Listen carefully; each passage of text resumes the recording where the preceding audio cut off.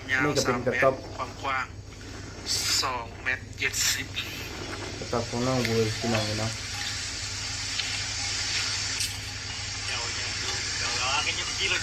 แล้วก็ส่วนอันนี้ใส่ที่แรกว่าสิใส่ไม้อันนาไม้ประมาณ3เนาะแต่ว่ายันบ่ทันก็เลยสิใส่ผ้ากระตาดซ้อนซองเลยเอาอันนี้พี่เราช่องแมสเซจติดได้เสียที่ผู้ขายเราบอกว่าที่ดีนั่นหนึ่งเนาะแม่มาแต่ที่นี้แหละสภาพเรื่องเขาเป็นที่เขาในโรงพยาบาลก็อยู่บ้านว่าเป็นของอะไรสำหรับเป็นคนดีกันที่บอกว่ารู้ล้างอะไรอีกเนาะ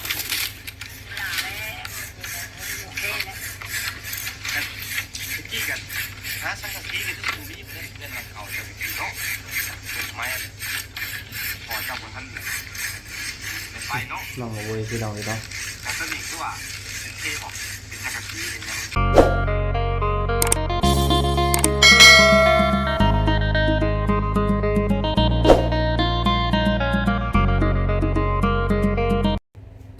มืดในเธอพี่น้องเด้อเนาะเดี๋ยวหามุมก่อนพี่น้องเอง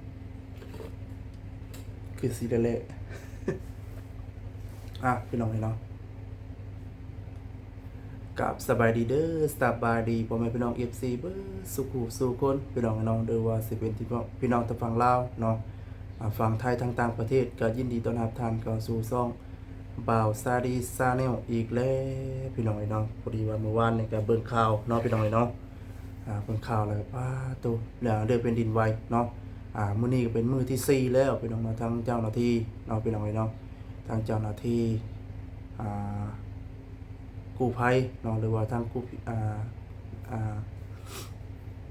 รับเพลิงนี่แหละเนาะพี่น้องเนาะทั้งเจ้าหน้าที่ตำรวจเนาะหรือว่าทั้งทีมงานเนาะพี่น้องเนาะทีมงานนั้นเจ้าหน้าที่เนาะเพิ่นกำลังค้นหาเนาะพี่น้องเอ้ยตัวพี่น้องเนาะป่วยแห้งดีพี่น้องเอ้ยทั้งแผ่นดินไหวในครั้งนี้เนาะ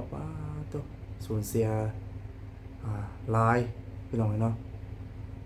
เมื่อวานนี้ก็พี่น้องเนาะเบิ่งคลิปแล้วก็เป็นตาย่านเนาะพี่น้องเนาะคือจังหวะซะที่ว่าก่อนคลิปเมื่อวานนี่พี่น้องเนาะเป็นตาย่านแห้งเนาะบ่มีภัยใหญ่มันเกิดขึ้นเนาะภัยพิบัติทางธรรมชาติพี่น้องเอ้ยแต่ว่ามันก็เกิดขึ้นแล้วเฮาก็ต้องแก้ปัญหาไปนำกันพี่น้องเนาะเอาจังได๋ก็สู้ๆเด้อเนาะทางทีมงานกู้ภัยเนาะทางเจ้าหน้าที่ทุกๆนายหน่วยงานพี่น้องเนาะเป็นกำลังใจให้เบิดทุกท่านเนาะแล้วก็เป็นกำลังใจให้กับ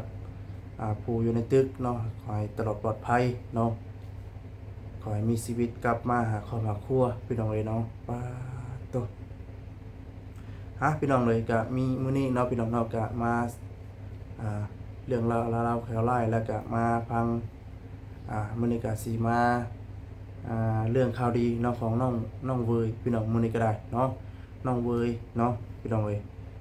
ตอนนี้ทางทีมงานเนาะสายบุญเนาะพี่น้องเนาะกำลังเริ่มปลูกกระต๊อบแล้วพี่น้องเนาะดีใจน้องเวยเด้อพี่น้องเด้อเนาะน้องเวยเพิ่นก็มีกระต๊อบแล้ววันนี้พี่น้องบ่ได้นอนอยู่ต้นไม้แล้วเนาะน้องเพิ่นมีที่ดินแล้วเนาะตอนนี้ก็กำลังทางทีมงานเนาะมีวาวลาแล้วก็วาวพรเนาะพี่น้องเนาะแต่ว่ามื้อนี้ทางบ่สดีก็สิขออนุญาตทางบ่พรเด้อพี่น้องเด้อเนาะเอาคลิปทางบ่พรขึ้นมาให้เบิ่งเนาะพี่น้องเนาะเบิ่งคร่าวๆเนาะแต่ว่าสิให้เบิ่งคลิปเต็มต้องเข้าไปเบิ่งทั้งคลิปทั้ง2ทางบ่พรเด้อพี่น้องเด้อเนาะเฮือนของน้องบ่แม่นเฮือนเนาะพี่น้องเนาะเป็นกระต๊อบเนาะพี่น้องเนาะเป็นกระต๊อบให้น้องเวอร์อยู่ซะก่อนเนาะตัวพี่น้องเจ็บคอพี่น้องต้องมาสดีก็ได้เนาะต้องกลับขอโทษขออภัยพ่อแม่พี่น้อง FC เบิดทุกท่านเนาะพี่น้องเนาะพอดีว่าสิเอาคลิปให้ทางบาพรเนาะพี่น้องให้พ่อแม่พี่น้องรับชมนำกันพี่น้องเนาะก็น้องเวยเพิ่นก็เพิ่นทางสร้างเนาะทางสร้างเห็นทั้งคลิปของบาพรบ่ละพี่น้องเมื่อวานนี้เนาะ ค่าส่งค่าสร้างก็ประมาณ2 ล้านนี่แหละพี่น้องเอ้ยเนาะ2 ล้านทางสร้างคนเอาเฮ็ดเฮือนเนาะพี่น้องเอ้ยเนาะต่อพี่น้องเอ้ยเนาะได้สิเอาคลิปทางบ่พรขึ้นมาพี่น้องเด้อเนาะ พรมือเว้นนี่เลยเพิ่นก็บอกว่าเอาพากระดาษพาแถบใส่เลยซ่อนซองเลยประมาณนี้เพราะว่าน้องเลยก็มีสนอนอยู่แล้วเนาะก็เลยว่าเพื่อไว้นะก็เลยว่าสิใส่พาแถบเลยปูเนาะพี่น้องแล้วก็ใส่ไม้อันเรียนลำเฮ็ดทีอันนั้นเนาะโอเคนะพี่น้องเดียวอันน่ะเข้าไปเบิ่งตู้เลยกันหน่อยแล้วก็สิได้ไปซื้อสังกะสีเลยเนาะความยาว นี่ก็เป็น 3 กระ เม ต๊ ต อบ รความกว้าง2 เมตร 70 กระต๊อบของน้องเวยพี่น้องเอ้ยเนาะ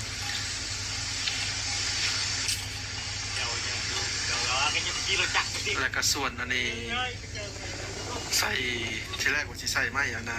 ไม้ประมาณ3แต่ว่ายันบ่ทันก็เลยสิใส่ผ้ากระตากซ้อนซองเลย เอาอันนี้พี่ขนมซองแม่นสิพี่กระแสงนี่ 2 เมตร จักแผ่นน่ะ 8 ฟุต 2 เมตร 24ใครก็8 ฟุต ผมว่าจะอ่อนครบอ่ะแล้วก็มีเด็กนากันยัง chữ đòn này cái tiếc có thức ăn chưa tiếc vì nhá thì mình cả เนื้อ và máy tắt lời ทำไปเกียรสว่างเลยตักถึงไงตอนซื้อออกมาให้จัก nhá đi xong rồi đấy ấy thì cái เป็ này น vẫn กระ cho ต๊อบ con chạy เนาะพี่น้องเอ้ยเนาะกระต๊อบของน้องเวยเนาะ โอ กำลัง เค ดำเนินการ นะพี่น้องบัดนี้ก็สิได้ไปซื้อสังกะสีอยู่ในจุดสุ่มพุ่นแหละเนาะจากนี้ไปก็ประมาณ 400-500 เมตรนะพี่น้องก็ถือว่าบ่ไกลเนาะนี่แหละหารถอีแตนสร้างไปแก่ก็คือสังกะสีน่ะ8 ฟุตนะพี่น้อง13 แผ่นแล้วก็พาแถบอีกประมาณ 8-9 แผ่นเนาะเดี๋ยวจะไปซื้อนะพี่น้อง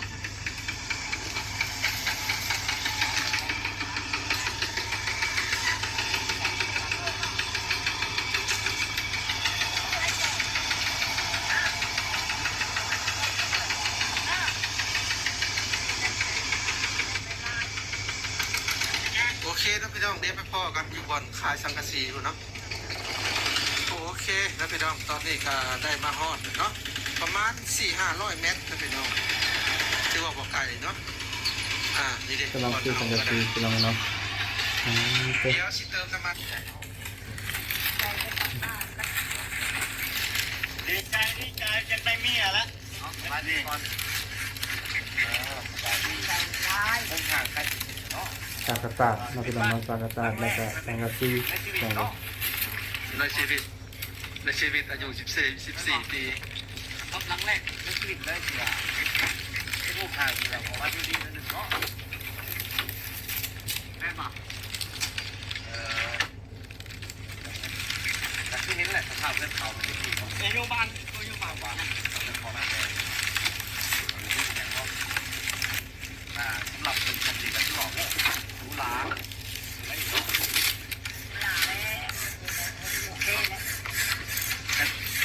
กี้กันถ้าสังกัดกี้กันทุกคนมีเป็นหลังเขาจะเป็นเนาะเป็นไม้พอจับคนท่านในไฟเนาะ น้องเวยพี่น้องเอ้ยเนาะ แต่ก็มีคือว่าเป็นเทพเป็นสังกัดกี้เป็นยังเนาะอันเป็นหมูเป็นห่าง สร้างจะล้ำกำลังดำเนินการนะพี่น้องเนาะคาดว่ามื้อนี้น่าสิปู พวงย่านี่ เรามุ่งหลังคาเนาะพี่น้องมื้อนี้เนาะ 4นะพี่ พี่ น้ น้ อ อง งเอ้ย ก็เลย น่าสิมุ่งหลังคาแล้วก็ โลหนึ่งตะปูแว ติด โลหนึ่งเหมือนกี่นะพี่น้อง สังกะจากเนาะพี่น้องเนาะ ไปแล้วอันน่ะ1 ล้าน 1 แสนเนาะ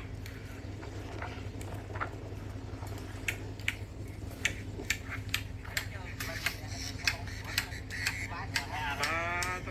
จัดวะนะสบายดีเวลา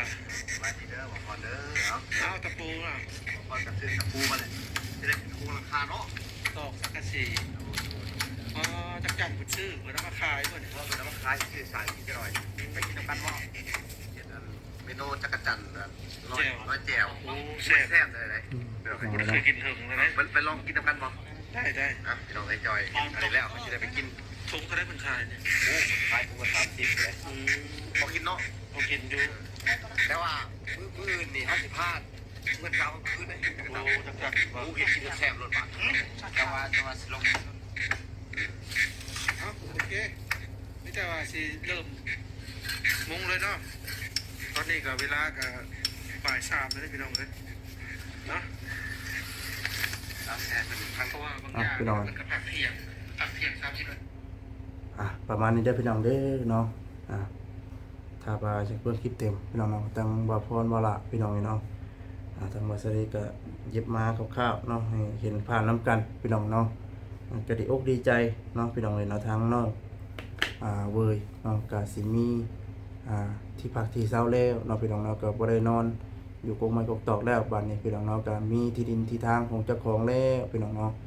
ก็ทางบริษัทก็ดีใจนํได้หลายพี่น้องเลยเนาะถ้าว่ามีโอกาสวัดบาสุรีเนาะกลับไปถ่ายคลิปนำทีมงานเนาะก็สิได้เข้าไปหาทั้งนอกเพิ่นเนาะแต่ว่ามีโอกาสเนาะพี่น้องเนาะก็สิเข้าไปถามไทยทั้งนอกเพิ่นเลยพี่น้องเนาะว่าเรื่องราวมันเป็นมาแนวใดเนาะก็ดีอกดีใจเลยล่ะพี่น้องเนาะทั้งนอกเพิ่นเนาะน้องเบยพี่น้องเนาะก็ขอบคุณเนาะพี่น้องเนาะทางผู้ใหญ่ใจดีเนาะทางผู้หลักผู้ใหญ่เนาะทางต่างประเทศหรือว่าทางพี่น้องทางฝั่งผู้ใหญ่ใจดีทางฝั่งไทยเนาะก็ดีอกดีใจน้ำหลายๆที่จดซอยทั้งน้องเว้ยพี่น้องเนาะให้มีที่พักพิงพึ่งพาอาศัยแล้วพี่น้องเนาะก็แสดงความยินดีทางน้องเว้ยหรือว่าน้องเว้ยพี่น้องเนาะต่อเดี๋ยวพี่น้องเนาะทางวัสดีก็สิได้ขอจบคลิปไปก่อนแล้วเนาะพี่น้องเนาะแต่ว่าผิดพลาดประการใดเนาะต้องกราบขอโทษขออภัยผมและพี่น้อง FC เบ้อทุกท่านเนาะคำบอกคำใจใดทั้งวัสดีเนาะว่าผมมโนทูพี่น้องเราต้องกราบขอโทษขออภัยผมเป็นพี่น้อง FC เบ้อทุกท่านเนาะสำหรับคลิปนี้เนาะทางวัสดีก็ลำลาพาจากไปก่อนแล้วเนาะฝากพ่อแม่พี่น้องเป็นกำลังใจให้เด้อเนาะพี่น้องเนาะแล้วก็บ่กดข้ามโฆษณาแล้วก็เบิ่งให้จบคลิปเด้อพี่น้องเด้อเนาะเพื่อให้เป็นกำลังใจให้ทางวัสดีเนาะได้มีกำลังให้ใจให้คลิปต่อไปพี่น้องเนาะเอาสำหรับว่าหลายเหมือนกันสิเย็ดสิยาวเนาะพี่น้องเนาะก็สิได้ขอจบคลิปไปก่อนเนาะสำหรับคลิปนี้กับคำว่าสบายดีเด้อสบายดีพ่อแม่พี่น้อง FC เบ้อทุกท่านพี่น้องเนาะอยู่ดีมีแฮงเบ้อทุกท่านเด้อเนาะรักษาสุขภาพไว้เด้อพี่น้องเด้อเนาะช่วงนี้ก็ได้เนาะพี่น้องเลยนะ